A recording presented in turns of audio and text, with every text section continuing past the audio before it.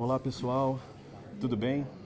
Bom, diretamente de Chicago, aqui no Congresso Americano de Oncologia Clínica 2023. É uma honra a gente receber para uma entrevista o Dr. Javier Cortés, o autor do estudo PERGAM, que a gente já discutiu brevemente aqui em um vídeo anterior.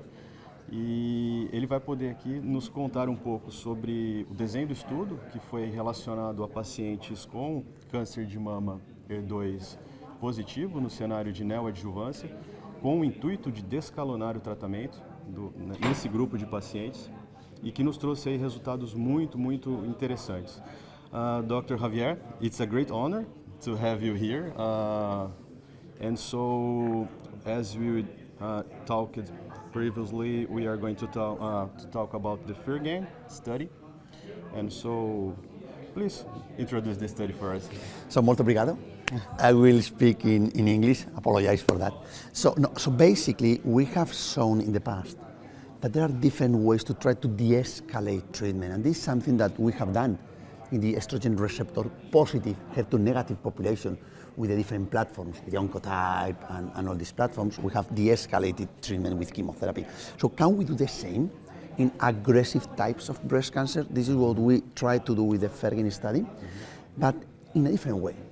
So what we did is basically to start all patients with no chemo, with trastuzumab and with pertuzumab, and depending on the response by PET, we included or not chemotherapy, added on top of, and afterwards, after surgery, if the patients achieved pathological complete remission, they continued not having chemotherapy, but if the patients did not achieve PCR, we added chemotherapy afterwards. So basically, all patients started in this strategy trial, and they received or not chemotherapy depending on the activity. So the point here is, how did these patients behave? So the total amount of patients who were included in this strategy did have an invasive disease-free survival at 3 years, basically identical to what we might expect if these patients would have received from the very beginning all of the chemo, trastuzumab, pertuzumab.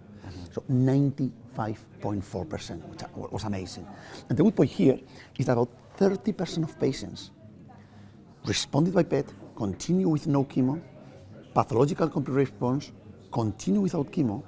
These patients, which was 1/3 of the total population, 30%, did behave extraordinarily well. So 98.8% invasive disease for about 3 years, and no metastases were reported. So it was a local relapse. Only one. Only one local Only relapse. one. Only one local relapse. It was great. It was great results. And so one of the problems, at least in Brazil, we faced that was to follow this smart design of this study would be the PET-CT. The PET-CT is not available for all of us, considering the costs. And so to follow a patient like a PERGAM trial, it would be to test two PET-CT previously before starting treatment, and so another one right after two cycles, isn't it? That's correct. And so about 80% responded to PET-CT, and so this group would receive 6 more cycles of double blinding, or only trastuzumab and pertuzumab. Both. And so right before the surgery, these patients performed another PET-CT or just surgery right after? No, they went on surgery. It would be two PETs. Two PETs. But you are right. I think that what you said is very important. It's key. So PET scans, maybe at baseline we can discuss, but after 2 cycles is also not approved, not reimbursed in Spain. So can we maybe change, and instead of using PET scan, can we use, I don't know, ultrasound of the breast or breast MRI? We have explored breast MRI. That's something that we will present in further meetings, but I can tell you that it's very similar. It behaves very similar. So you think that it would be possible? I think it's reasonable. We have to see and to look at the data in detail, but I think it's quite reasonable. Oh, really good, this information, especially for us. And so the group that achieve the PCR presented a really, really good prognosis.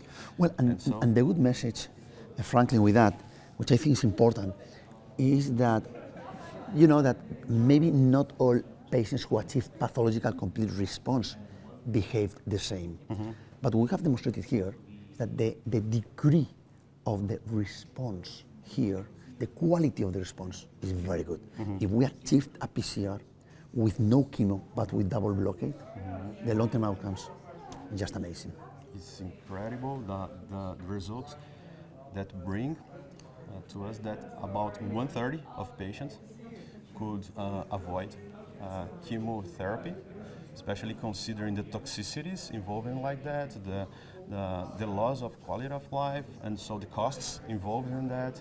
And so considering at least in my opinion, considering the de-escalation in breast cancer treatment, the again was the trial of the ASCO. Patients can continue doing normal life, they can working, so I think I agree. That's it. Congratulations. Thank you very much. To your team. That was a great and work, and we are expecting to do and to apply these results in our practice. Right tomorrow, it could be done, in your opinion? I think that for a group of patients maybe with node negative, I think that's something that could be absolutely being used in the clinical practice. And I think one of the final considerations I would like to make, we cannot do randomized phase 3 trials to de-escalate treatments. This is not going to be done. So if we design smarter clinical trials, for example, one for example, but could be other ones, APT in the adjuvant setting, others, I think in my opinion at least there's a way to move forward. Really good. Thank you again. A pleasure, thank you. Congrats. Pessoal, é isso aí. Imenso prazer e honra ter o Dr. Javier aqui com a gente e a gente espera trazer novas novidades em breve a todos.